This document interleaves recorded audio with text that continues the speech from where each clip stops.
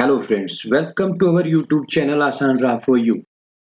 ओम नमो भगवते वासुदेवाय नमः। नमस्कार दोस्तों, आज हम बात करेंगे 2024 में माघ शुक्ल पक्ष की जया एकादशी का व्रत किस दिन रखा जाएगा, पूजा व पारण का शुभ मुहूर्त, पूजा विधि, व्रत कथा और साथ ही जानेंगे इस दिन पारण से पहले किए जाने वाले एक विशेष उपाय के बारे में, इसलिए वीडियो के साथ अंत तक बने रहें। दोस्तों, शास्त्रों में एकादशी का व्रत सबसे कठिन व्रत और मोक्ष प्रदान करने वाला व्रत माना जाता है। हर माह में 2 एकादशी तिथि आती है, एक शुक्ल पक्ष में और एक कृष्ण पक्ष में। दोस्तों, पंचांग के अनुसार माघ मास के शुक्ल पक्ष में आने वाली एकादशी को जया एकादशी कहते हैं। जया एकादशी व्रत के प्रभाव से मनुष्यों को मोक्ष की प्राप्ति होने के साथ ही उनकी सभी मनोकामनाएं भी पूरी होती हैं। दोस्तों, इस दिन पर भगवान विष्णु का पूजन करने से हर तरह की नकारात्मक शक्तियों से छुटकारा मिलता है। तो आइए जानते हैं 2024 में माघ शुक्ल पक्ष की जया एकादशी का व्रत किस दिन है, पूजा व पारण का शुभ मुहूर्त, पूजा विधि, व्रत कथा और पारण से पहले किए जाने वाले विशेष उपाय के बारे में।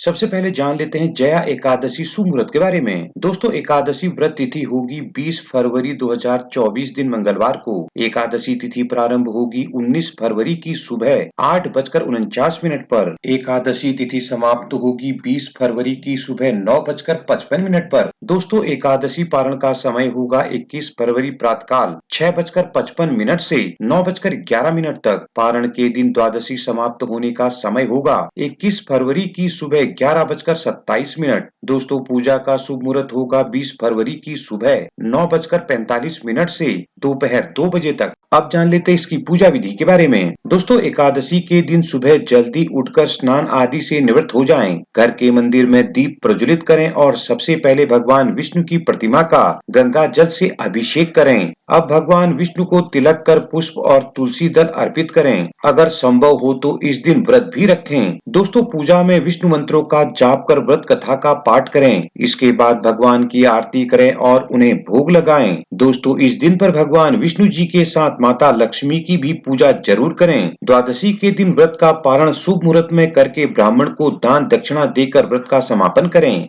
आइए जान लेते हैं पारण से पहले क्या करना चाहिए। दोस्तों, मान्यता है कि जो भी एकादशी व्रत करते हैं उन्हें एकादशी व्रत का पारण अवश्य करना चाहिए। पारण के बिना व्रत का पूर्ण फल नहीं मिलता है। दोस्तों, एकादशी व्रत का पारण द्वादशी तिथि को सूर्योदय के बाद ही करना चाहिए। ध्यान रखें कि हरिवासर के दौरान पारण न करें। हरिवासर द्वादशी तिथि की पहली 1/4 अवधि होती है। द्वादशी तिथि को ब्रह्म मुहूर्त में स्नान कर पारण करने से पहले भगवान विष्णु जी और माँ लक्ष्मी की पूजा करें और उन्हें पीले फल फूल व मेवे का भोग लगाएं। दोस्तों, इसके बाद ब्राह्मण या जरूरतमंद को दान दक्षिणा देकर व्रत खोल लें, अर्थात व्रत का पारण कर लें। अब जान लेते हैं इसकी कल्याणकारी व्रत कथा के बारे में। दोस्तों, पौराणिक कथा अनुसार एक समय नंदन वन में उत्सव का आयोजन हुआ, जिसमें सभी देव ऋषि मुनि पधारे। उत्सव में गंधर्व कन्याएं नृत्य कर रही थी और गंधर्व गीत गा रहे थे। उनमें माल्यवान नाम का एक गंधर्व गायक और पुष्यवती नाम की एक नृत्यांगना थी।